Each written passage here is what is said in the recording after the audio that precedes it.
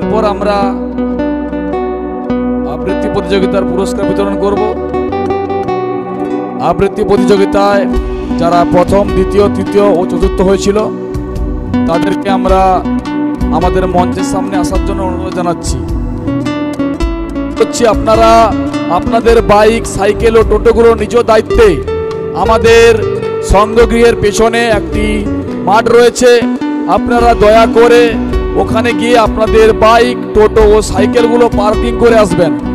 আমরা আপনাদের কাছে এই সাহায্যই কামনা করি। আপনারা বারবার বলছি তা সত্ত্বেও আপনারা বাইক, সাইকেলগুলো রেখে হ্যান্ডেল লক করে চলে যাচ্ছেন, আমাদের সদস্যকেও সরাতে পারছে না। তাই আপনাদেরকে বারবার একটাই অনুরোধ, দয়া করে আপনারা আপনাদের বাইক ও টোটোগুলো রাস্তার ওপর বা আমাদের মণ্ডপের সামনে থেকে বা ক্লাব গিয়ের পাশ থেকে সরিয়ে নিন।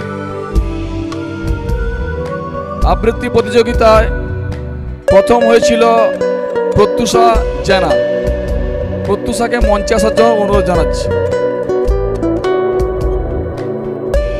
পুরস্কারটি তুলে দিচ্ছে ক্লাবের অন্যতম সদস্য শুভদীপ সিট।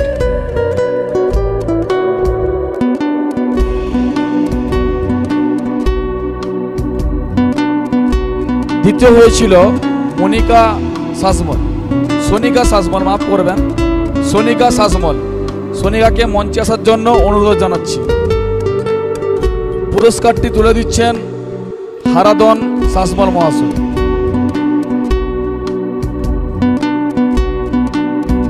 তৃতীয় যারা হয়েছিলেন সৃজনী কর ও সাদরিকা পণ্ডা। সৃজনী কর ও সাদরিকা পণ্ডাকে মঞ্চে আসার জন্য অনুরোধ জানাচ্ছি, সম্ভবত আসেনি। চতুর্থ যিনি হয়েছিলেন গার্গী কর।